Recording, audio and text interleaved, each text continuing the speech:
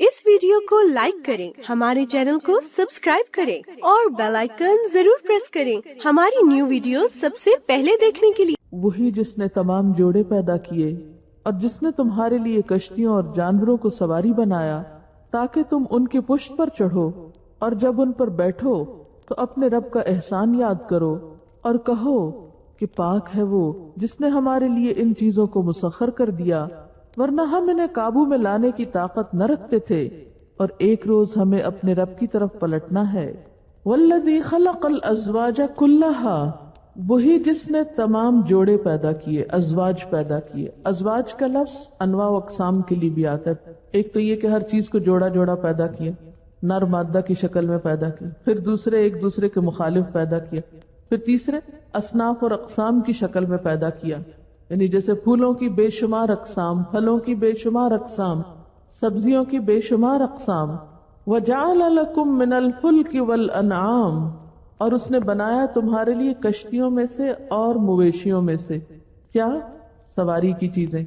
मा तरकबून, जिन पे तुम सवारी करते हो।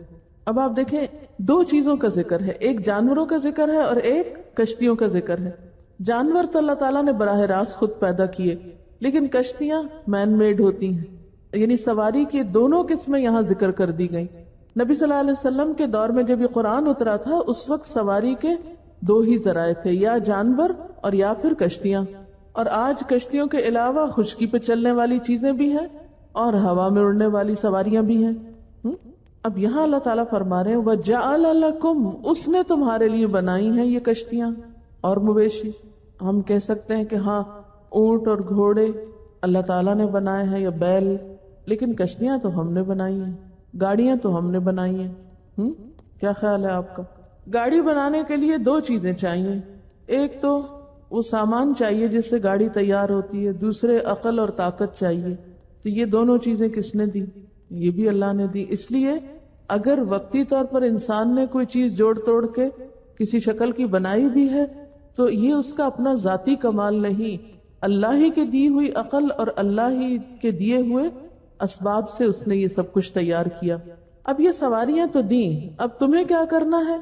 लितस्तबू अला ज़ुहूरिही, ताकि तुम चढ़ बैठो उसकी पीठ पर। तस्तबू का मतलब है तस्तक़िर्रू, तस्तालू, जम के बैठ जाओ, चढ़ जाओ, टिक के बैठ जाओ। अला ज़ुहूरिही, उसकी पुष्ट पर, यानी जैसे घोड़े की पुष्ट पर या ऊंट की पुष्ट पर, और कश्ती का जो तख्ता है या बैठने की जगह है वो उसकी भी पुष्ट बनती है। फिर बैठ के क्या करो? तुम तज़कुरू निअमत रब्बिकुम, फिर याद करो अपने रब की नेमत को। कौन सी नेमत? कि उसने हम पर कितना एहसान किया कि ये सवारियां बख्शी, वरना ये सब फासले पैदल तय करने पड़ते, खुद चल के जाना पड़ता। इसलिए तुम तज़कुरू निअमत रब्बिकुम इज़ा स्तवैतुम अलैहि, जब तुम उस पर सवार हो बैठो, अच्छी तरह बराबर हो। जो तस्तबू का लफ्ज़ सवा से, सवा किसको कहते हैं? बराबर होना, यानी बैलेंस तरीके से बैठो। ये नहीं कि एक तरफ को लुढ़के हुए हो, यानी अच्छी तरह टिक के इत्दाल के साथ जम जाओ। तो फिर क्या करो? अल्लाह की नेमत याद करो, और वतक़ूलू, और तुम कहो क्या? सुब्हानल्लज़ी सख्खर लना हाज़ा वमा कुन्ना लहू मुक़रिनीन व इन्ना इला रब्बिना लमुनक़लिबून। पाक है वो जात जिसने हमारे लिए इसको मुसख्खर किया और हम इन्हें काबू में लाने की ताकत न रखते थे, और बेशक हम अपने रब की तरफ लौट के जाने वाले हैं। सबसे पहले अल्लाह ताला की हम्दो सना, सुब्हानल्लज़ी। फिर उस सवारी की तरफ तवज्जो करना कि सख्खर लना हाज़ा, जिसने ये सब कुछ हमारे कंट्रोल में दिया। आप देखें कि एक इंसान ऊंट से कितना छोटा होता है, या घोड़े के मुकाबले में उसकी ताकत कितनी कम होती, लेकिन किस तरह ये दोनों फर्मा बरदार होकर इंसान के सामने खड़े रहते हैं। अगर ये शेर चीते की तरह होते तो भला हम इन पे सवारी कैसे करते, खा वो कितने ही तेज रफ्तार होते, हम उन पे बैठ नहीं सकते। तो किसने इनके अंदर इतनी ताबेदारी डाली कि ये हमारे सामने खड़े रहें, कि हम इन पे चढ़ बैठें और फिर ये हमें लेके जहां हम चाहे वहां जाएं, अपनी मर्जी से इधर उधर ना भाग जाएं। उनका कंट्रोल भी हमें दिया। ये कितनी बड़ी नेमत है उसकी। اور آپ نے دیکھا ہوگا بعض اوقات ایک بچہ اونٹوں کی ایک قطار لے کے چل رہا ہوتا ہے، وہ سب اس کے پیچھے پیچھے جا رہے ہوتے ہیں. تو یہ سب کچھ اللہ کا احسان ہے. سخر لنا ھذا، اس نے اس کو ہمارے لیے مسخر کیا. وما كنا له مقرنین، اور ہم ان کو قابو میں لانے والے نہ تھے. مقرن جو ہے یہ اقران سے ہے. اقران کا معنی ہوتا ہے اپنے حریف پہ غلبہ پانا اور اس کو مطیع کرنا، یعنی انسان کو پوری نیاز مندی کے ساتھ اپنے رب کے حضور اعتراف کرنا چاہیے کہ یہ اللہ کا احسان ہے کہ اس نے یہ سب ہمارے قابو میں دیا، ورنہ ہم اس قابل نہ تھے کہ خود سے کر سکتے. اب گھوڑے اور اونٹ وغیرہ کے لیے تو آپ کہہ سکتے ہیں کہ اللہ تعالیٰ نے قابو کیا اور گاڑی کا اسٹیئرنگ تو ہمارے ہاتھ میں ہوتا ہے. لیکن بات یہ ہے اگر اللہ تعالیٰ لوہے کے اندر یہ صلاحیت پیدا نہ کرتا کہ وہ ہمارے ہاتھوں میں مڑے اور ہمارے بس میں ہو، وہ چاہتا تو اس کو اپنی مرضی دے دیتا، وہ کسی وقت ہاتھ نہ آتا، قابو نہ آتا. تو اگر ان چیزوں کا بھی کنٹرول ہمارے ہاتھ میں ہے تو یہ اس لیے کہ اللہ نے ان چیزوں کے اندر ایسے خواص پیدا کیے ہیں کہ وہ ہمارے بس میں ہو جاتی. اگر ان کے خواص کچھ اور ہوتے، مثلا ہوا کی خاصیت کیا ہے؟ پکڑ سکتے ہیں ہاتھ میں، قابو کر سکتے؟ نہیں کر سکتے. یہ خاصیت ان مشینی سواریوں کے اندر بھی کس نے رکھی؟ اللہ نے رکھی. اس لیے ہم اس قابل ہوتے ہیں کہ ان کو کنٹرول کر سکیں. اور پھر ساتھ یہ بھی یاد رکھو وَإِنَّا إِلَىٰ رَبِّنَا لَمُنْقَلِبُونَ، اور بے شک ہم اسی کی طرف لوٹ کر جانے والے ہیں، پلٹ کر جانے والے ہیں. یعنی ہر موقع پر جب تم سواری کرو تو صرف دنیا کی منزل کو یاد نہ رکھو بلکہ اس کے ساتھ ساتھ آخرت کی منزل کو بھی یاد رکھو، اس کٹھن ترین سفر کو بھی یاد رکھو جو ہر حال میں پیش آنا ہے. یعنی کسی سواری پہ بیٹھ کے ہمیں صرف اتنا یاد نہیں ہونا چاہیے کہ اب ہم الہدا جا رہے ہیں اور اب ہم گھر جا رہے ہیں اور اب ہم فلاں شہر جا رہے ہیں. نہیں، ہر سواری کے موقع پر یہ لازماً یاد رکھو کہ ہمیں اللہ کی طرف بھی اسی طرح ایک دن جانا ہے. ایک دن ہماری سواری اسی طرح قبرستان کی طرف بھی جائے گی، اس کی طرف بھی پلٹنا ہے. دنیا کی یہ زندگی ایک سفر کی طرح ہے، ایک کٹھن سفر، اور اس سفر کا بھی ایک اینڈ ہے، ایک منزل ہے. تو سفر پر روانہ ہوتے ہوئے ہمیشہ آخرت کو یاد رکھو، اس کو نہ بھولو. اللہ تعالیٰ اپنی ایک خاص نعمت کا ذکر کر رہے ہیں اور وہ ہے فاصلوں کو کم کرنے کے لیے سواریوں کا پیدا کرنا. اس سے پیچھے ہم دیکھتے ہیں کہ اللہ تعالیٰ زمین پر راستے بنانے کی بات کرتے ہیں کہ تمہارے لیے زمین کو ایک جھولے کی طرح بنا دیا اور اس میں تمہارے لیے راستے بنا دیے تاکہ تم راہ پاؤ، ہدایت پاؤ، اپنی منزل تک پہنچ جاؤ. اور ان راستوں پر چلنے کے لیے سواریاں بنائی. ہر انسان کو اپنی ضروریات کے لیے کم و بیش کچھ نہ کچھ سفر کرنا پڑتا ہے. ہم میں سے ہر ایک کو کسی نہ کسی طرح اس سے واسطہ پڑتا ہے. گویا سفر زندگی کا ایک حصہ ہے، کسی کو کم یا کسی کو زیادہ، مگر کرنا ہی پڑتا ہے. اب سفر کرنے کے دو طریقے ہو سکتے ہیں. ایک تو یہ کہ انسان ایک روٹین میں سفر کرتا رہے، اور دوسرے یہ کہ سفر کو بھی عبادت بنا لے. اس آیت میں دراصل یہی رہنمائی کی گئی ہے کہ ہم اپنے سفر کو کس طرح عبادت بنا سکتے ہیں. اس میں آپ دیکھیے کہ سب سے پہلے تو اللہ تعالیٰ نے متوجہ فرمایا اس بات کی طرف کہ یہ اللہ ہی ہے جس نے تمہارے لیے سواری کے انتظام کیے ہیں. یہ اس کی نعمت ہے. اس لیے جب تم اس نعمت کو استعمال کرو تو تم اپنے رب کو یاد کرو، اس کی نعمت کو یاد کرو. ثم تذکروا نعمت ربکم اذا استویتم علیہ، اور اس نعمت کو کام میں لاؤ. یعنی کس لیے بنائے؟ لتستووا علی ظہورہ. ایک طرح سے انکریج کیا جا رہا ہے کہ سواریاں استعمال کرو. پیدل چلنے میں ہی سارا اجر نہیں، کیونکہ بعض اوقات ہم یہ سمجھتے ہیں نا کہ پیدل چل کے کوئی کام کریں گے تو شاید زیادہ ثواب ملے گا. تو یہاں پر کیا فرمایا جا رہا ہے؟ والذی خلق الازواج کلھا وجعل لکم من الفلک والانعام ما ترکبون لتستووا علی ظہورہ. اب اگر ایک شخص کے گھر کے سامنے گاڑی کھڑی ہے اور وہ کہ نہیں میں پیدل جاؤں گا سبق پڑھنے، زیادہ ثواب پاؤں، چاہے لیٹ کلاس میں جاؤں لیکن پیدل چلنے سے قدم لکھے جائیں گے. تو بات یہ ہے کہ اگر جانور پہ بیٹھو گے یا کسی گاڑی میں بیٹھو گے تو اس کے بھی قدم لکھے جائیں گے، اس پہ خرچ ہونے والا پیٹرول بھی لکھا جائے گا، ڈرائیور کی تنخواہ بھی لکھی جائے گی، خود چلاتے ہو تو وہ محنت بھی لکھی جائے گی. تو ایک بات تو یہ یاد رہے کہ ان سواریوں کا استعمال جو بھی جیسی بھی جتنی بھی اللہ نے دی یہ اس لیے ہے کہ استعمال کی جائیں. ان کا استعمال کرنا دنیا داری نہیں ہے، یہ عین دین داری ہے. اس فرق یہ ہے کہ دل میں کوئی تکبر نہ ہو اگر یہ نعمت زیادہ اچھی یا زیادہ سہولت سے ملی ہوئی ہو. دوسری بات یہ ہے کہ اس نعمت کو استعمال کرتے ہوئے رب کو نہ بھولو. ثم تذکروا نعمت ربکم اذا استویتم علیہ. پہلے کہا سوار ہو، پھر فرمایا جب سوار ہو چکو تو خاص طور پر سوار ہو کر نعمت یاد کرو. یہ کون کہہ رہا ہے؟ کس کو کہا جا رہا ہے؟ مجھے اور آپ کو کہا جا رہا ہے. قرآن پاک میں اللہ تعالیٰ ایک اور جگہ پر فرماتے ہیں اللہ الذی جعل لکم الانعام لترکبوا منہا ومنہا تأکلون. اللہ ہی نے تمہارے لیے مویشی جانور بنائے ہیں تاکہ ان میں سے کسی پر تم سوار ہو اور کسی کا گوشت کھاؤ. وَلَكُمْ فِيهَا مَنَافِعُ، اور تمہارے لیے ان میں بہت سے فائدے ہیں.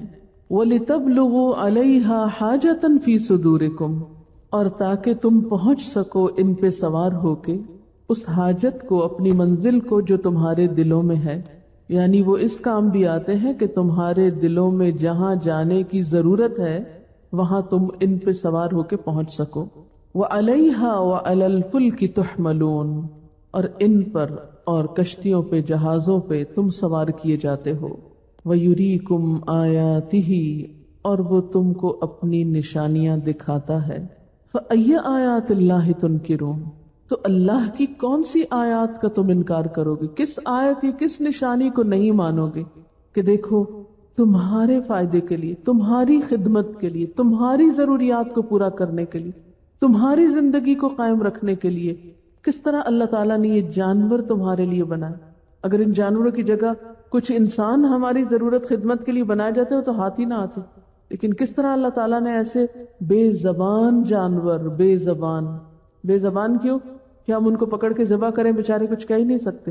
ہم ان پہ چڑھ کے بیٹھ جائیں تو چل پڑتے ہیں سر جھکا کے. کسی انسان پہ ذرا چڑھے آپ کہ وہ آپ کو لے چلے کہیں. کس طرح آپ گھوڑے پہ، گدھے پہ اور جانوروں کے اوپر کتنا بوجھ لاتے ہیں. وہ آگے سے کچھ بھی نہیں کہتے، احتجاج بھی نہیں کرتے، ناراض بھی نہیں ہوتے.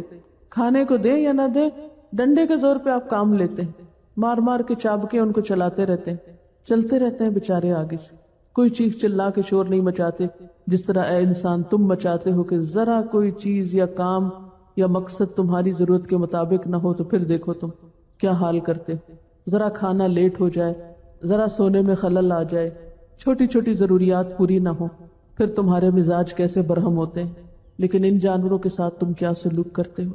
ان سے طرح طرح کے فائدے اٹھاتے، ان کا دودھ پیتے، ان کا گوشت کھاتے ہو جو مرغوب ترین غذائیں ہیں تمہارے لیے. ان پہ سواریاں کرتے ہو، اپنی ضروریات پوری کرتے ہو. اللہ نے ان کی ساخت، ان کی فطرت، ان کی میک تمہاری ضرورت کے عین مطابق بنائی. ان کو اتنا سٹیمنا دیا، اتنی طاقت دی کہ وہ تمہارے بوجھ اٹھائیں اور تمہارے لیے وہ ساری چیزیں فراہم کریں جو تمہیں ضرورت ہے. اور نہ صرف یہ کہ یہ مویشی جانور بلکہ کشتیاں بھی جن پہ تم سوار ہوتے ہو. اس زمین پر 3 حصے پھیلا ہوا پانی، اگر اس پہ سواری کا کوئی ذریعہ نہ بنایا جاتا تو تم تو کٹے ہی رہتے ایک دوسرے سے. یہ سب کچھ کس نے بنایا؟ یہ کس کی نعمتیں ہیں؟ یہ کس کی نشانیاں ہیں جو ہر طرف پھیلی ہوئی ہیں؟ ان سب کو دیکھ کر پھر بھی انکار کرو گے. فَأَيَّ آیَاتِ اللَّهِ تُنْکِرُونَ فَبِأَيِّ آلَاءِ رَبِّکُمَا تُکَذِّبَانِ. کن نعمتوں کا انکار کرو گے؟ کن کو جھٹلاؤ گے؟ پھر اسی طرح قرآن پاک میں اللہ تعالیٰ فرماتے ہیں وَتَحْمِلُ أَثْقَالَكُمْ، اور وہ تمہارے بوجھ اٹھاتے ہیں إِلَى بَلَدٍ، ایسے شہر کی طرف لم تکونوا بالغیہ، تم پہنچنے والے نہ تھے اس تک، الا بشق الانفس، مگر نفسوں کی مشقت کے ساتھ. یعنی اگر تمہیں پیدل وہاں تک جانا پڑتا اپنے سامان اٹھا کے تو تمہارے لیے بہت مشقت ہوتی. اور آپ جانتے ہیں کہ پہیے کی ایجاد سے پہلے سواری کا واحد ذریعہ یہ جانور ہی تھے، اور اب بھی پہیے کی ایجاد کے باوجود ان جانوروں کی اس خدمت میں کچھ کمی نہیں ہوئی. یعنی کبھی ایسا نہیں ہوا کہ کہیں یہ مویشی موجود ہوں جیسے اونٹ اور بیل وغیرہ اور ان سے کوئی کام نہ لیا جاتا ہو. اور خصوصاً یہ بات جو کی گئی کہ یہ تمہارے بوجھ اٹھاتے ہیں ایسے شہروں تک جہاں تم مشقت اٹھائے بغیر نہیں پہنچ سکتے تھے، تو یہ اشارہ ہے انعام کی طرف. اونٹ اور بیل کی طرف. حالانکہ سواری کے لیے اور بوجھ اٹھانے کے لیے عام طور پر گدھا اور گھوڑا بھی استعمال کیا جاتا ہے. ان کا ذکر آگے آ رہا ہے، لیکن ان سے پہلے ہی انعام کے بوجھ اٹھانے کا ذکر خاص طور پر کیوں کیا گیا؟ تو ایک عام اندازے کے مطابق گدھا 5 من یا 2 بوریاں غلہ اٹھا سکتا ہے. 5 من یا 2 بوریاں غلہ اٹھا سکتا ہے. ایک بوری میں سمجھے 2.5 من غلہ ہوتا ہے. گھوڑے اور خچر 3 بوریاں اٹھا سکتے ہیں، یعنی 7.5 من، جبکہ اونٹ 4 بوریاں اٹھا سکتا ہے. کتنے من؟ 10 من. آج بھی اونٹوں کے ذریعے ایسے علاقوں میں آمد و رفت کا ذریعہ آسان ہے بنسبت وہاں کسی جیپ کے چلنے کے یا کسی ٹرک کے چلنے کے. اگرچہ وہ بھی اب شروع ہو گئے ہیں سڑکوں کے بننے کی وجہ سے، لیکن جہاں سڑکیں نہیں ہوتی اور ریتلے میدانوں سے انسانوں کو گزرنا پڑتا ہے تو جو کام اونٹ کرتے ہیں وہ کوئی اور جانور نہیں کر سکتا. فرمایا کہ ایسے شہروں الا بلدن، ایسے شہروں تک جن تک تم مشقت کے بغیر نہیں پہنچ سکتے. تو پھر خصوصی طور پر کچھ ایسے علاقوں کا ذکر ہے یہاں پر جہاں شاید قیامت تک انسان ایسے مویشیوں کا محتاج رہے گا اپنے سامان اٹھانے اور سواری کرنے میں. ان ربکم لرؤوف الرحیم، بے شک تمہارا رب شفقت کرنے والا مہربان ہے جس نے تمہارے لیے یہ انتظام کر دیا، ورنہ اگر یہ سب کچھ تمہیں خود کرنا پڑتا تو کتنی مشکل ہوتی. والخیل والبغال والحمیر، اور گھوڑے اور خچر اور گدھے یہ کیوں پیدا کیے؟ لترکبوہا، تاکہ تم ان پہ سواری کرو. وزینہ، اور زینت بھی ہے ان میں، خوبصورتی کا سامان بھی ہے. وَيَخْلُقُ مَا لَا تَعْلَمُونَ، اور وہ پیدا کرے گا جو تم نہیں جانتے. اللہ تعالیٰ اپنی قدرت کی کچھ اور نشانیوں پر غور و فکر کرنے کے لیے دعوت دے رہے ہیں کہ ہم نے یہ تمہارے لیے سواری کے جانور پیدا کیے ہیں، اور یہاں ان کے کھانے کا ذکر نہیں. اگرچہ یہ کہا جاتا ہے کہ گھوڑا جو ہے وہ حلال ہے، خچر اور گدھا جو ہے وہ حرام ہے کھانا. تو گھوڑے کو مویشیوں میں ذکر نہیں کیا گیا بلکہ سواری کے جانوروں میں اس کا ذکر کیا گیا. یعنی ایک صحیح حدیث سے گھوڑے کی حلت ثابت ہے. حضرت جابر روایت کرتے ہیں کہ نبی صلی اللہ علیہ وسلم نے گھوڑوں کا گوشت کھانے کی اجازت دی ہے. اذن فی لحوم الخیل، یہ بخاری کی روایت ہے. اسی طرح صحابہ کرام نے نبی صلی اللہ علیہ وسلم کی موجودگی میں خیبر اور مدینہ میں گھوڑا ذبح کر کے اس کا گوشت پکایا بھی اور کھایا بھی، اور آپ نے ان کو منع نہیں کیا. یعنی ایک طرح سے اس میں رخصت ہے، اجازت ہے. لیکن اسے خوراک کے لیے استعمال کیوں نہیں کرتے یا عام طور پر اس کا رواج کیوں نہیں؟ ایک بات تو یہ ہے کہ بعض علماء میں اس بارے میں اختلاف بھی ہوا ہے. شاید جن تک یہ صحیح حدیث نہیں پہنچی ہوگی ان کی رائے دوسری ہوگی. کیسے؟ کیونکہ گدھے کو آپ نے حرام قرار دیا تو اس پر قیاس کرتے ہوئے انہوں نے گھوڑے کی بھی حرمت کی بات کی. اور دوسری وجہ یہ ہے کہ گھوڑا ہمیشہ اتنا قیمتی رہا ہے کہ وہ غذا کے طور پر استعمال کرنا ایک مشکل کام ہے. اب آپ دیکھیے کہ یہ جو خیل اور بغال اور حمیر کی بات جہاں ہے، یہاں سواری کے علاوہ زینت کا لفظ استعمال ہوا ہے. فوجیں جب گھوڑے پر سوار ہو کر خاص طور پہ جاتی ہیں، نکلتی ہیں. وَيَخْلُقُ مَا لَا تَعْلَمُونَ، ان سواریوں کے علاوہ، یعنی ان قدرتی سواریوں کے علاوہ اللہ تعالیٰ وہ کچھ پیدا کرتا ہے جو تم نہیں جانتے. زمین کے اندر، سمندر میں، بے آب صحراؤں میں، جنگلوں میں اللہ تعالیٰ طرح طرح کی مخلوقات پیدا کرتے ہیں جن کا علم اللہ کے سوا کسی کو نہیں. اس سے مراد عام مخلوق ہو سکتی ہے کہ جن کی اسپیشیز اور جن کے بارے میں ابھی تک بھی انسان پوری طرح واقف نہیں ہو سکا. اور اگر یہ مان بھی لیا جائے کہ انسان نے خشکی کے جانوروں کا احاطہ کر لیا ہے تو بھی سمندر کے اندر کی تہوں میں کیا کچھ مخلوق بستی ہے، ابھی تک انسان اس سے بے خبر ہے، لا علم ہے. پھر اسی طرح اس کا ایک معنی یہ بھی کیا گیا ہے کہ اللہ تعالیٰ ایسی چیزیں پیدا کرے گا جن کو تم نہیں جانتے. یعنی اسی کانٹیکسٹ میں، خیل بغال اور حمیر کے کانٹیکسٹ میں، یعنی سواری کے لیے وہ کچھ پیدا ہوگا جو ابھی تمہارے علم میں نہیں. اور ہر دور کے لوگوں کے لیے یہ آیت ریلیونٹ ہے کہ مثلا 100-200 سال پہلے اگر صرف ریل اور دوسرے پہیے کی قسموں کی سواریاں تھی، اب اس کی نوعیت بدل چکی. فاسٹ ٹرینز کے علاوہ جہاز اور دیگر چیزیں جو ہیں روز بروز ایجاد ہو رہی ہیں. ان کے بارے میں آپ کہہ سکتے ہیں کہ یہ تو اللہ تعالیٰ نے نہیں بنائی، تو انسان نے بنائی. تو انسان کو اللہ نے جو عقل دی ہے اس کی بنا پر انسان نے ان تمام چیزوں کو بس استعمال کیا ہے. ساری سائنس قدیم سے لے کر جدید زمانے تک سب لوگ مل کر بھی نہ لوہا بنا سکتے ہیں اور نہ پانی بنا سکتے ہیں نہ ہوا تیار کر سکتے ہیں. اگر ان چیزوں کو ملا کر کوئی نئی چیز ایجاد کرتے ہیں تو اس کی نسبت بھی پھر اللہ تعالیٰ ہی کی طرف ہوگی، کیونکہ اس کے دیے ہوئے میں سے ہی سب کچھ بن رہا ہے. مثلا ایک انسان کتاب لکھتا ہے، کہتے یہ میری کتاب ہے، حالانکہ اس میں جو بھی علم ہے وہ اللہ کا دیا ہوا ہے، کیونکہ عقل جو اللہ کی دی ہوئی. یا ایک پینٹنگ بناتا ہے تو کہتا ہے یہ میری پینٹنگ ہے، حالانکہ اس میں برش، کینوس، کلر سب کچھ اس کے اپنے بنائے ہوئے نہیں ہیں، وہ اللہ کی تخلیق کو استعمال کر رہا ہے. تو اس لیے وَيَخْلُقُ مَا لَا تَعْلَمُونَ، وہ کچھ پیدا کرے گا آئندہ سالوں میں، آئندہ زمانے میں، کہ جس کو تم ابھی نہیں جانتے. اس سے پتہ چلتا ہے نا کہ ہمارا دین جو ہے وہ کتنا ایڈوانسڈ اور کتنا ماڈرن ہے کہ کبھی بھی پرانا نہیں ہوتا. وہ صرف ماضی کی بات نہیں کرتا جیسے کہ لوگوں کا خیال ہے اساطیر الاولین، وہ صرف حال کی بات نہیں کرتا، وہ آئندہ کی بات بھی کرتا ہے. یہ دین ہر دور اور ہر زمانے کے لوگوں کے لیے ہے. وَعَلَى اللَّهِ قَصْدُ السَّبِيلِ وَمِنْهَا جَائِرٌ، اور اللہ پر سیدھی راہ کا بتا دینا ہے اور بعض ٹیڑھی راہیں بھی ہیں.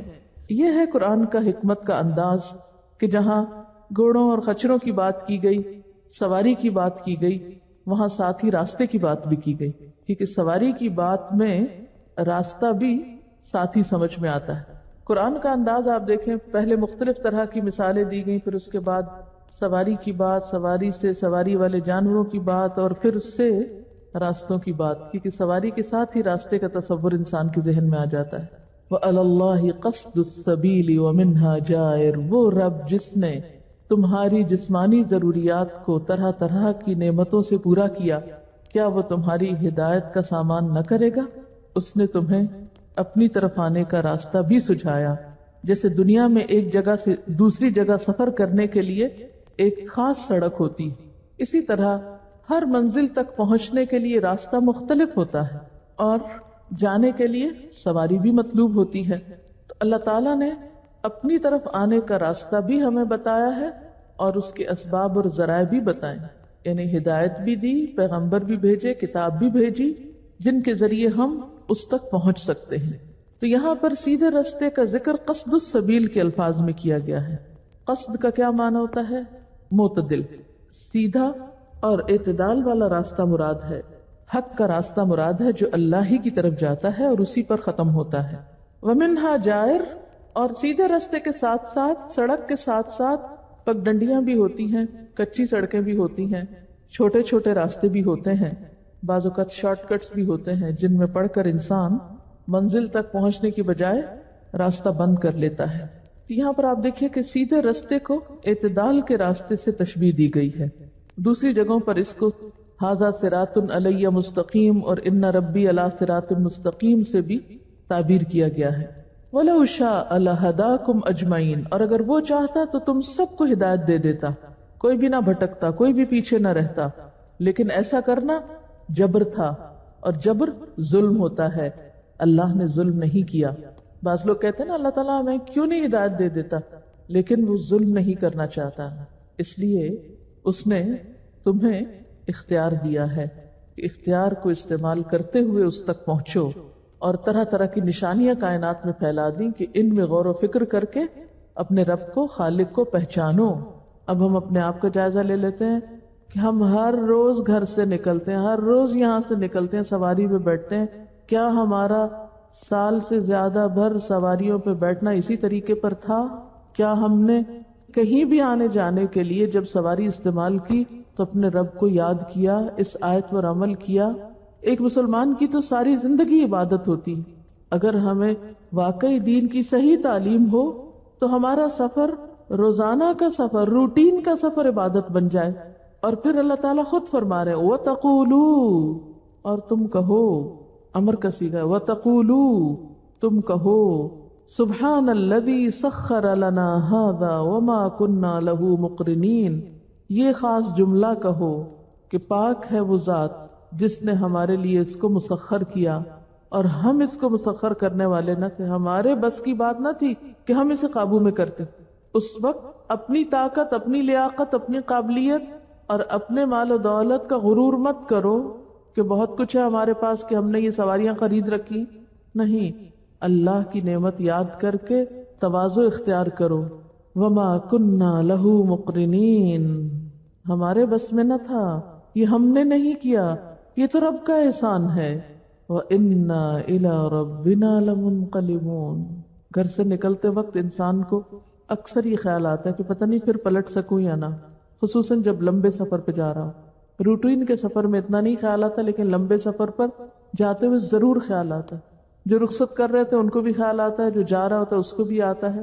تو اس وقت صرف واپس اس دنیا کے گھر آنے کی بات ہی مت سوچو، بلکہ یہ بھی سوچو کہ ہم نے اپنے رب کے پاس پلٹ کر جانا ہے، یعنی اللہ کی یاد کے ساتھ ساتھ آخرت کے گھر کی یاد بھی، اصل گھر کو بھی یاد رکھو، اس کے لیے بھی ایک سواری چاہیے، اس کے لیے بھی سفر کرنا ہے۔ تو آئیے ہم دیکھتے ہیں کہ نبی صلی اللہ علیہ وسلم کس طرح سفر کیا کرتے تھے، اور یہ سب میں اس لیے بتانے لگی ہوں کہ آپ آج سے اس پہ عمل شروع کریں۔ اس میں سے ہو سکتا ہے بہت سی باتیں آپ کرتے بھی ہوں، لیکن مجھے یقین ہے کہ بہت سی باتیں آپ کو پتہ نہیں بھی، کیونکہ میں نے بے شمار سفر کیا اور ہر سفر میں محنت کوشش سے نئی نئی چیزیں ڈھونڈتی تھی۔ اچھا سفر پہ جا رہی ہوں، کوئی اور چیز اور کیا۔ تو اب یہ مختلف اوقات کا جمع شدہ آپ کے سامنے ہے، ایک دن میں اس کو پلے باندھ لیں۔ سب سے پہلی بات تو یہ کہ ہمیشہ سفر کا مقصد سامنے رکھیں کہ کیوں کر رہے ہیں، کیا اللہ کی رضا کا سفر ہے یا نافرمانی کا، اطاعت میں سفر ہے یا گناہ میں۔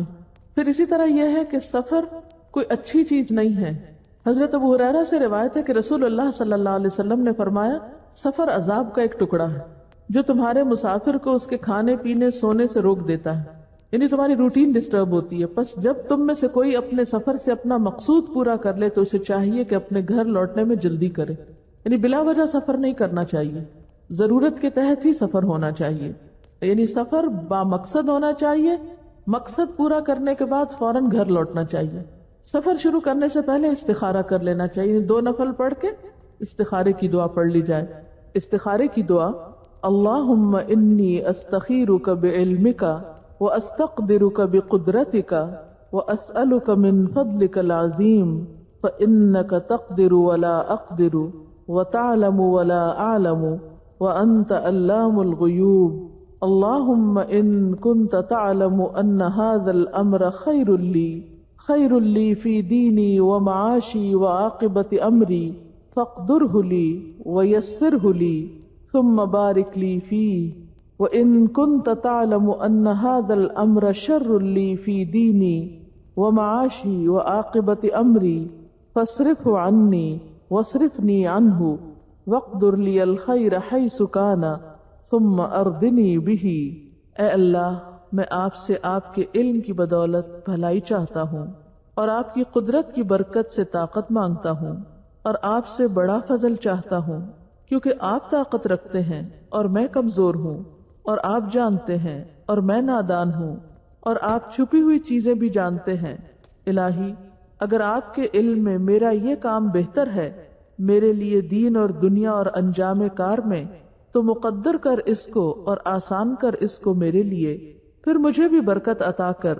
اور اگر آپ کے علم میں یہ کام برا ہے میرے لیے دین اور دنیا اور انجام کار میں، تو دور کر دیجئے اس کو مجھ سے، اور دور کر دے مجھے اس سے، اور مقدر کر میرے لیے خیر جہاں کہیں ہو، پھر مجھے اس پر راضی کر دے۔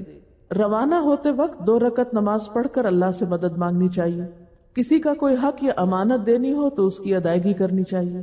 سفر زیادہ لمبا ہو یا زیادہ عرصے کے لیے ہو تو وصیت بھی کر دینی چاہیے۔ روانگی سے قبل اہل و عیال کا خرچ مہیا کر کے جانا چاہیے، ان کی ضروریات پوری کر کے نکلنا چاہیے۔ پھر اسی طرح تنہا سفر سے پرہیز کریں، یعنی بالکل آل الون نہیں نکلیں، اور گروپ کی شکل میں نکلیں، کم از کم 2 لوگ ہوں، اور ایک کو اپنا امیر مقرر کر لیں، یعنی جب بھی گروپ ہو تو ایک شخص میر کارواں ہو جو سارے امور کا ذمہ دار ہو۔ پھر اسی طرح یہ ہے کہ رخصت کرتے وقت دعا کریں اور اپنے لیے بھی دعا کی درخواست کریں، کیونکہ مسافر کی دعا قبول ہوتی ہے۔ نبی صلی اللہ علیہ وسلم نے فرمایا 3 دعائیں مقبول ہیں جن کی قبولیت میں شک نہیں: مظلوم کی دعا، مسافر کی دعا، باپ کی اپنی اولاد کے خلاف دعا یعنی بد دعا۔ حضرت عمر بن خطاب فرماتے ہیں کہ میں نے نبی صلی اللہ علیہ وسلم سے عمرے کے لیے اجازت مانگی تو آپ صلی اللہ علیہ وسلم نے اجازت مرحمت فرما دی اور فرمایا، اے میرے پیارے بھائی، اپنی دعا میں ہمیں نہ بھولنا۔ حضرت عمر کہتے ہیں کہ یہ آپ نے ایسا کلمہ ارشاد فرمایا کہ اس کے بدلے مجھے ساری دنیا بھی مل جائے تو مجھے خوشی نہ ہو. کہ آپ نے مجھے کہا کہ دعا کرنا میرے لیے. پھر اسی طرح سفر میں اپنی ضرورت کی اشیاء ساتھ رکھنی چاہیے کہ پریشانی نہ ہو اور سوال سے بھی بچ جائیں. نبی صلی اللہ علیہ وسلم سفر کے لیے جمعرات کے دن پسند فرماتے. پھر دن کے ابتدائی حصے میں نکلنا زیادہ بہتر ہے، مستحب ہے.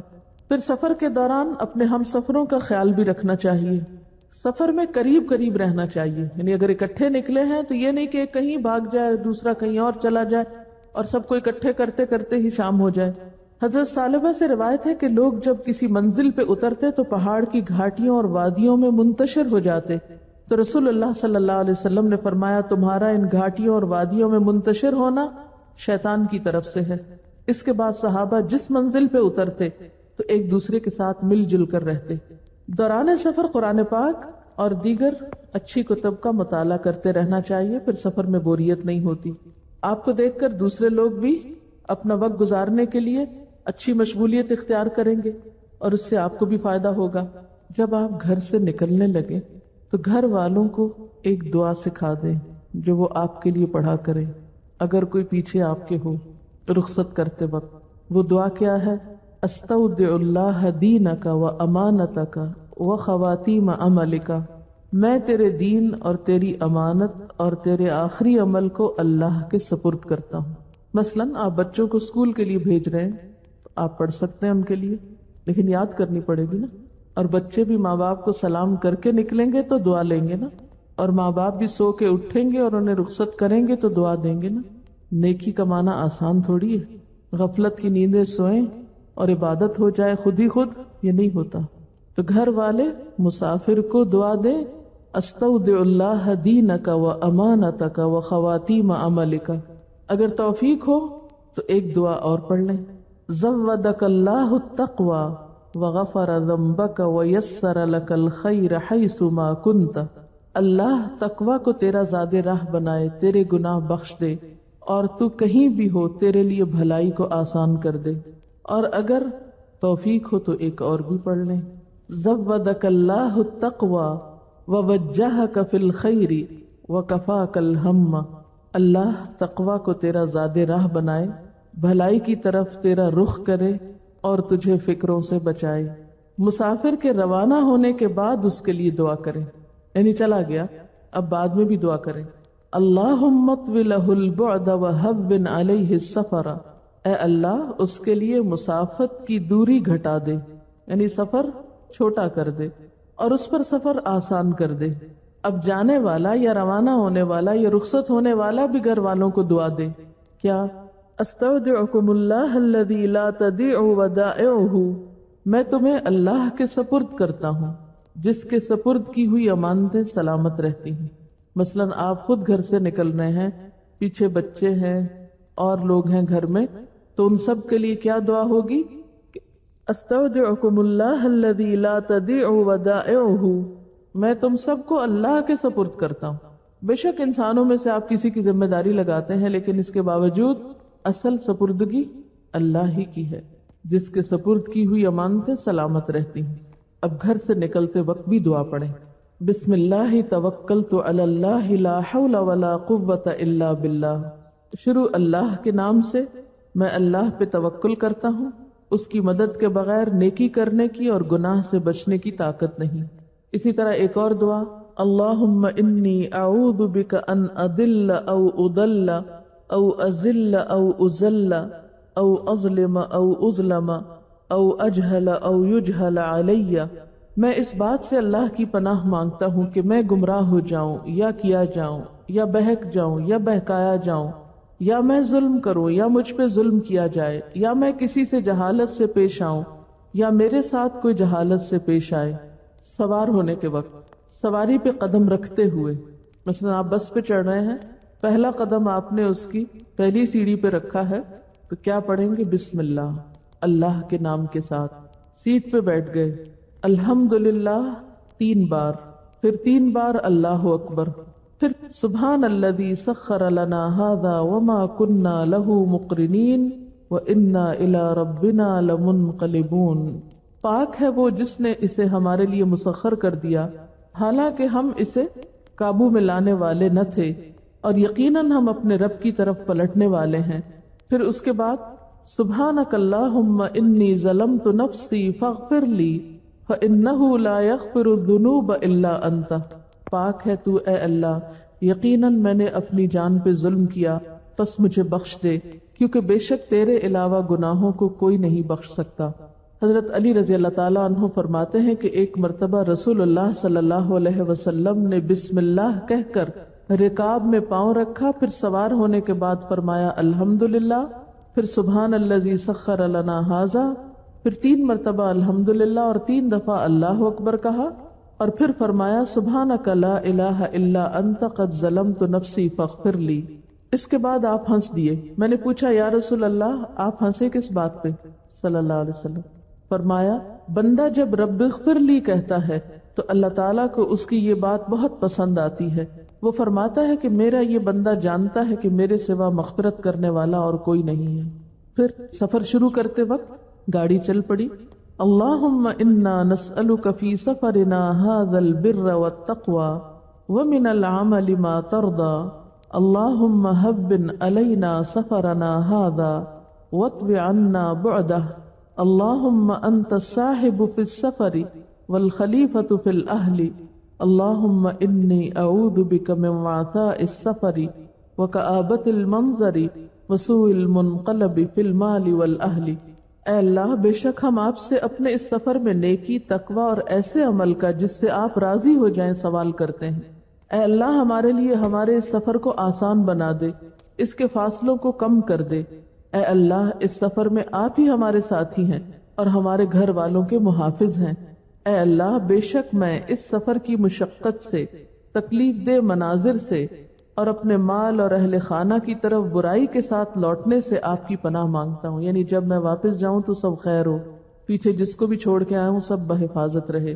اسی طرح اگر آپ بحری جہاز یا کشتی پہ سوار ہوں تو بسم اللہ مجریہا و مرساہا ان ربی لغفور الرحیم.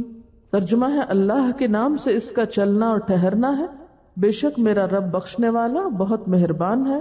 اور مسند ابی اعلی میں آتا ہے کہ وما قدر اللہ حق قدرہ، اور انہوں نے اللہ کی جیسی قدر کرنی چاہیے تھی ویسی قدر نہیں کی. ساتھ پڑھا جا سکتا ہے. پھر دوران سفر بلندی پہ چڑھتے ہوئے، جیسے کسی برج پہ چڑھ رہی گاڑی یا جہاز اوپر کو جا رہا ہے تو اللہ اکبر. بلندی سے نیچے اترتے ہوئے سبحان اللہ.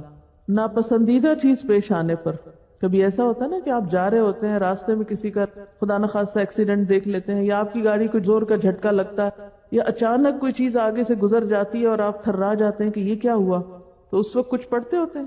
مسنون ہے الحمدللہ علی کل حال، ہر حال میں اللہ کے لیے تعریف ہے. باقی چیزیں بھی پڑھ سکتے ہیں لیکن سنت کو فالو کرنا بہرحال ایک اور چیز ہے، اس کا اپنا ایک اجر ہے، اس کی حکمت ہے. پھر اگر کوئی مصیبت میں مبتلا ہو، جیسے بعض اوقات یہاں سے آپ جاتے ہیں نا تو موڑ مڑتے ہیں تو بےچارے وہ ہاتھ کٹے ہوئے لوگ یا پریشان حال یا بیمار لوگ راستے میں بیٹھے، فقیر یا کوئی اور نظر آتے ہیں، پھر کیا پڑھتے ہیں؟ الحمدللہ الذی عافانی مما ابتلاک بہ وفضلنی علی کثیر ممن خلق تفضیلا. ہر قسم کی تعریف اس اللہ کے لیے ہے جس نے مجھے اس چیز سے عافیت دی جس میں تجھے مبتلا کیا ہے، اور فضیلت عطا فرمائی ہے مجھے بہت سوں پر اپنی مخلوق میں سے فضیلت عطا فرمانا. پھر بعض اوقات خوش کن چیزیں بھی نظر آتی کہ اللہ کی قدرت کی چیزیں نظر آ جاتی ہیں. پھر کیا پڑھتے ہیں؟ سبحان اللہ اور الحمدللہ الذی بنعمتہ تتم الصالحات. سب تعریف اللہ کے لیے ہے جس کی نعمت سے اچھے کام مکمل ہوتے ہیں. پھر اسی طرح سفر میں پناہ مانگنے کی دعا، اللہم انی اعوذ بک من وعثاء السفر وکآبۃ المنقلب والحور بعد الکور ودعوۃ المظلوم وسوء المنظر فی الاہل والمال. اے اللہ میں تیری پناہ مانگتا ہوں سفر کی صعوبت اور تکلیف سے. بعض اوقات آپ تھکنے لگتے ہیں نا، تنگ آنے لگتے ہیں، اس وقت یہ پڑھ لیں. بری حالت میں واپسی سے اور نفع کے بعد نقصان سے اور مظلوم کی بد دعا سے اور اہل اور مال میں برا منظر دیکھنے سے. اگر سواری پھسل جائے تو کیا پڑھتے ہیں؟ خدا نہ خاصہ بعض اوقات وہ گاڑی گھسیٹ سی لگاتی ہے یا سلپ ہو جاتی ہے، بسم اللہ. اچھا اب اگر آپ اپنے شہر سے باہر ہیں، کہیں اور سفر کی حالت میں ہیں، تو اس وقت صبح کے وقت جو دعائیں پڑھی جاتی ہیں ان میں ایک خاص دعا ہے، سمع سامع بحمد اللہ وحسن بلائہ علینا ربنا صاحبنا وافضل علینا عائذا باللہ من النار۔ سن لیا سننے والے نے اللہ کی حمد اور اس کی نعمتوں کی خوبی کے اقرار کو، اے اللہ ہمارے ساتھ رہ اور ہم پر فضل کر، میں جہنم سے اللہ کی پناہ مانگتا ہوں۔ پھر سفر میں شام کی دعا، یعنی یہ تو صبح کی تھی، اب ایک شام کی بھی ہے، یا ارض ربی وربک اللہ اعوذ باللہ من شرکی وشر ما فیکی وشر ما خلق فیکی وشر ما یدب علیکی واعوذ باللہ من اسد واسود ومن الحیۃ والاقرب ومن شر ساکن البلد ومن والد وما ولد۔ اے زمین میرا اور تیرا آقا اللہ ہے، میں تیرے ظاہری اور باطنی شر سے، تیرے اندر اور باہر رہنے والی مخلوق کے شر سے اللہ کی پناہ مانگتا ہوں، شیر سے اور ہر چھوٹے بڑے سانپ سے، بچھو سے اور زمین کے رہنے والے بڑے چھوٹے کے شر سے خدا کی پناہ۔ کیونکہ سفر میں عام طور پہ انسان کو طرح طرح کے خوف اور توہمات اور پریشانیاں لاحق ہوتی ہیں، نیند نہیں آتی کیونکہ جگہ بدلتی، تو پھر انسان کہتا ہے یہاں کوئی کیڑے مکوڑے نہ ہوں یا کوئی آ نہ جائے اور پتہ نہیں کیا ہو جائے، توہمات آتے ہیں نا دل میں، ان سب سے بچنے کے لیے۔ پھر کسی جگہ ٹھہرنے پر یا منزل پہ پہنچ کر رب انزلنی منزلا مبارکا وانت خیر المنزلین، اے میرے رب مجھے بابرکت جگہ اتار اور آپ سب سے بہترین اتارنے والے ہیں۔ پھر ایک اور دعا، رب ادخلنی مدخل صدق واخرجنی مخرج صدق واجعل لی من لدنک سلطانا نصیرا، اے میرے رب مجھے سچائی کے مقام پہ داخل کر اور مجھے سچائی کے مقام ہی سے نکال اور اپنے پاس سے مجھے مددگار عطا فرما۔ پھر اعوذ بکلمات اللہ التامات من شر ما خلق، میں پناہ لیتا ہوں اللہ کے تمام کلمات کی، تمام مخلوق کی شرارتوں سے۔ یعنی ایک تو آپ صبح شام یہ دعا پڑھتے ہیں نا، لیکن جب آپ کسی نئی جگہ پر جائیں تو اس وقت بھی کسی نئے شہر میں کسی نئی جگہ پر، مثلاً آپ کسی کام سے کسی خاص دفتر میں گئے ہیں، آپ وہاں پہنچے ہیں تو آپ کو پتہ چلتا ہے جی وہ 10ویں فلور پہ دفتر ہے، تو آپ کو ایک ہال ساتھ ہے، اچھا میں وہاں جاؤں گی، پتہ نہیں وہاں کیا ہوگا، بچ کے بھی واپس آؤں کہ نہ۔ ایسے توہمات میں اعوذ بکلمات اللہ التامات من شر ما خلق۔ پھر آپ اگر کہیں جا رہے ہیں اور منزل مقصود نظر آ جاتی ہے تو اس وقت کیا دعا پڑھے؟ جیسے آپ کسی شہر میں انٹر ہونے لگے، وہ دور سے مینار نظر آ گئے، اللہم رب السماوات السبع وما اضللنا ورب الارضین السبع وما اقللنا ورب الشیاطین وما اضللنا ورب الریاح وما ذرینا نسألک خیر هذه القریة وخیر اہلها وخیر ما فیها ونعوذ بک من شرها وشر اہلها وشر ما فیها۔ اے اللہ جو رب ہے ساتوں آسمانوں کا اور جو کچھ ان کے زیر سایہ ہے، اور رب ساتوں زمینوں کا اور جو کچھ ان کے اوپر ہے، رب شیطانوں کا اور جنہوں نے بہکایا، یعنی جن شیطانوں نے بہکایا، اور رب ہواؤں کا اور جس نے ان کو منتشر کیا۔ ہم تجھ سے جو اس بستی میں بھلائی ہے اور اس کے باشندوں میں بھلائی ہے طلب کرتے ہیں، اور اس بستی کے شر سے اور اس کے باشندوں کے شر سے اور جو کچھ اس میں ہے اس کے شر سے تیری پناہ مانگتے ہیں۔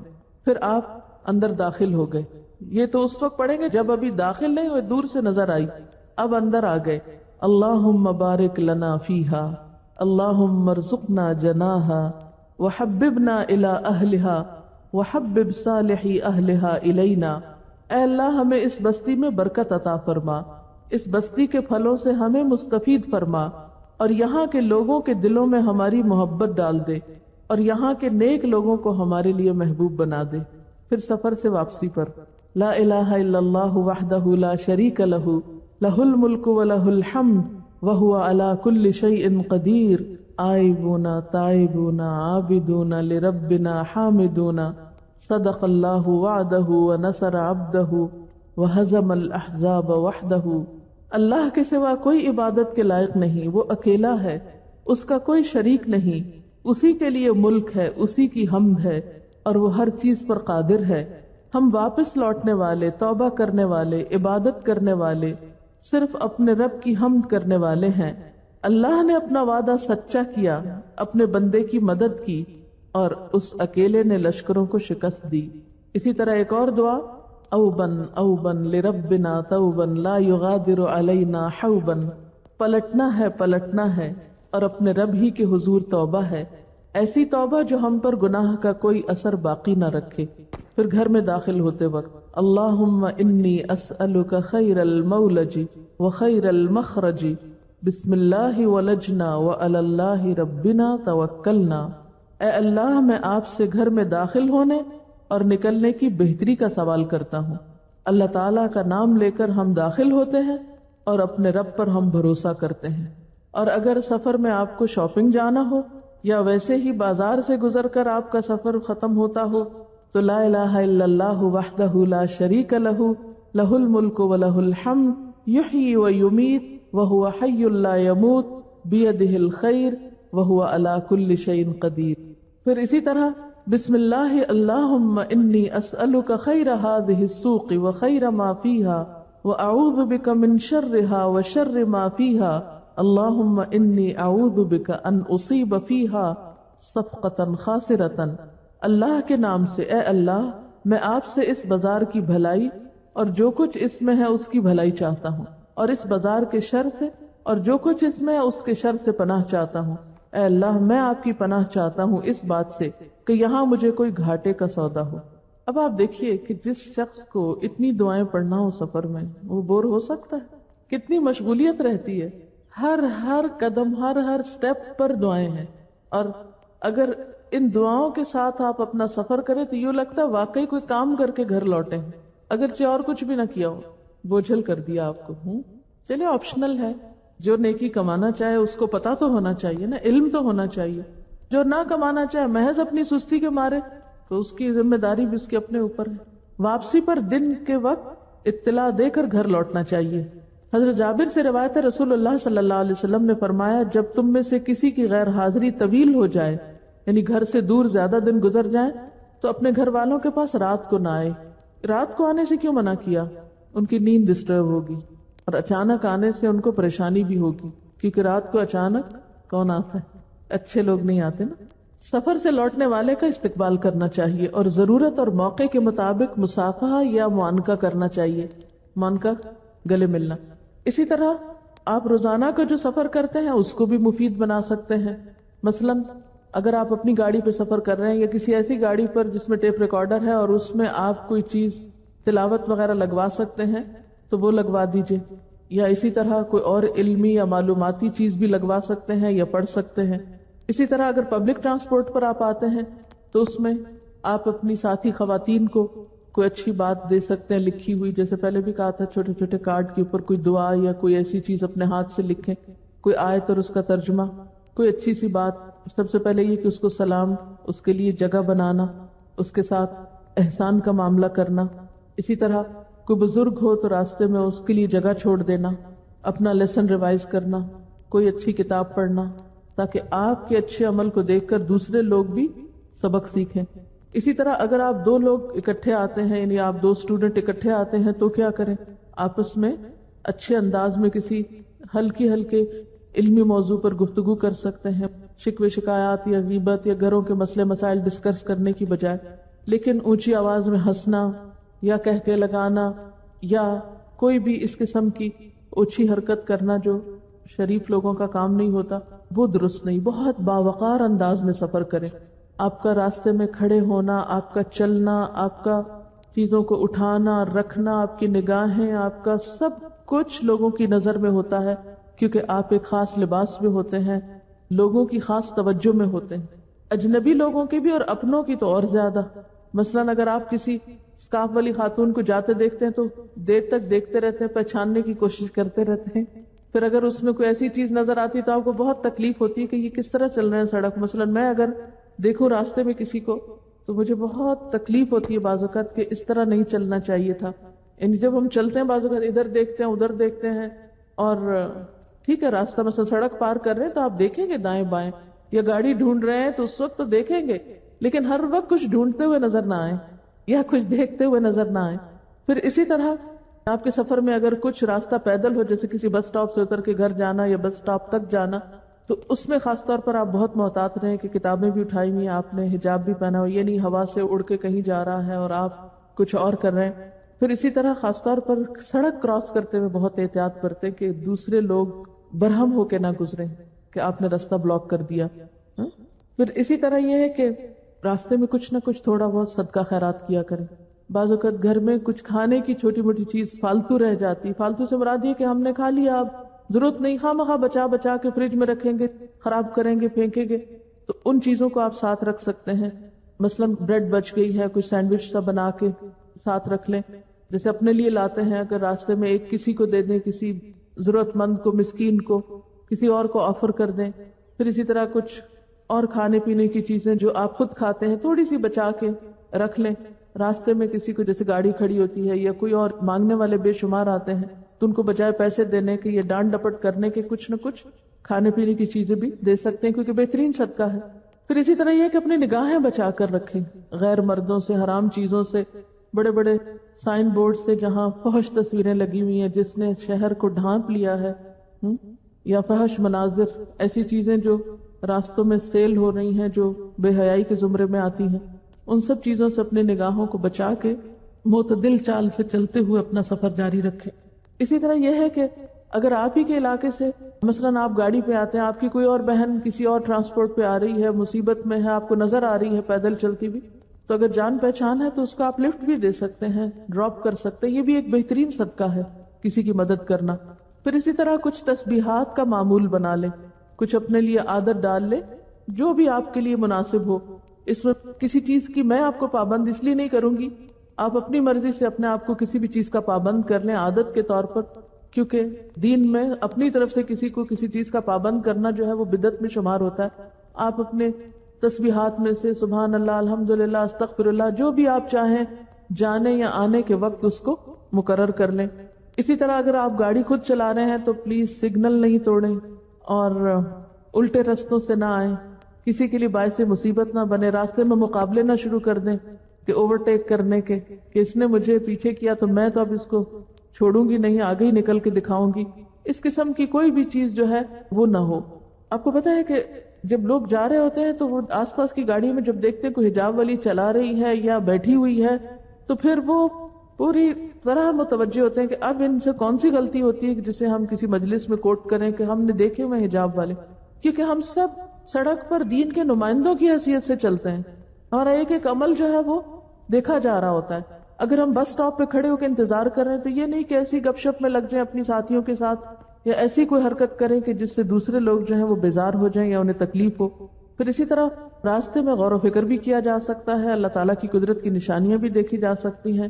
اور اگر آپ دیکھیں کہ بہت سے ایسے مناظر ہیں جن کو دیکھنا محض آنکھوں کا گناہ ہے تو پھر آنکھیں بند کر کے اپنا سفر جاری رکھ سکتے ہیں. گاڑی میں عموماً اسی طرح کرتی ہوں، بیٹھتے ہی آنکھیں بند کر لیتی ہوں اور قرآن سنتی رہتی ہوں، اور جب یہاں آتی ہوں تو اس وقت عموماً کھولتی ہوں آنکھیں. بہت پرسکون سفر گزرتا ہے کیونکہ اتنی کوفتیں ہوتی ہیں مختلف غلط کام دیکھ کر کے پھر پڑھانے کے لیے مزاج خراب ہو جاتا ہے، طبیعت اندر سے برہم ہونے لگتی ہے نا بعض اوقات. لیکن آپ مجھے نہیں فالو کریں، آپ اپنے طریقے کو دیکھیں، جو بھی آپ کو سوٹ کرتا ہو اسے آپ اختیار کر سکتے ہیں. یعنی اپنی نگاہ عبرت رکھیں، کیونکہ یہ اللہ کی نعمتوں میں سے بڑی نعمت ہے کہ کسی کو نگاہ عبرت میسر آ جائے. اسی طرح لفٹ کا استعمال، بعض اوقات لفٹ میں ہم داخل نہیں ہوتے، ایک دوسرے کے انتظار میں وقت ضائع کرتے ہیں. اچھا بعض اوقات داخل ہوتے ہیں تو رستے میں کھڑے ہو جاتے ہیں. اس بات کی مجھے کبھی سمجھ میں نہیں آئی کہ ہم داخل ہوتے کیوں نہیں چپک جاتے دیوار کے ساتھ، کیوں نہیں پیچھے آتا. ہو سکتا ہے کسی اور کو بھی آنا پڑے، اور اگر کوئی اور نہیں بھی آ رہا تو بیچ میں کھڑے ہونے کی بجائے ایک طرف کھڑے ہونا زیادہ بہتر ہے. یعنی ہمیں پتا ہوتا ہے کہ اور لوگ آنے والے ہیں لیکن ہم ان کو جگہ نہیں دیتے، ہم خود نہیں سمٹتے، ان کے لیے جگہ نہیں بناتے، جہاں پاؤں رکھا وہیں کھڑے ہو گئے. بعض اوقات دوسروں کو دھکیل رہے ہوتے ہیں بھی پیچھے ہو جاؤ اور جگہ بناؤ. بعض اوقات ایسا ہوتا ہے لفٹ میں جگہ ہوتی ہے، لفٹ والا روک کے کھڑا ہے کہ آپ آ جائیں اور آپ آ نہیں رہے. بعض اوقات آپ دکان پہ مشغول ہیں اور دوسرے کو کہتے ہیں اچھا میں آ رہی ہوں، اور لوگ انتظار کر رہے ہیں اور آپ کتابیں پڑھ رہے ہیں وہاں کھڑے ہو کے. تو یہ چند چیزیں جو ہیں یہ دوسروں کے لیے اذیت کا باعث بنتی. اگر آپ کو کوئی بھی اور کام کرنا ہے تو اپنے انتظار میں دوسروں کو روک کے نہ رکھیں. تو ان چیزوں سے بھی پرہیز کرنا چاہیے کیونکہ ہمارے سفر کا آغاز دروازے سے باہر نکلتے ہی شروع ہو جاتا ہے. ہم میں سے ہر شخص جب تک خود نہیں غور کرے گا کہ میری ذات سے کسی کو تکلیف تو نہیں پہنچ رہی، اس وقت تک اصلاح نہیں ہو سکتی جب تک ہم خود اپنی اپنی ذمہ داری نہ لیں. تو یہ بے حد ضروری ہے. اسی سے اخلاق اور دین بنتا ہے. یہ چھوٹی چھوٹی باتیں ہی دراصل دین ہے. اسی لیے فرمایا ثم تذکروا نعمت ربکم. لیکن ہم میں سے کتنے لوگ اس نعمت کو یاد کرتے ہیں.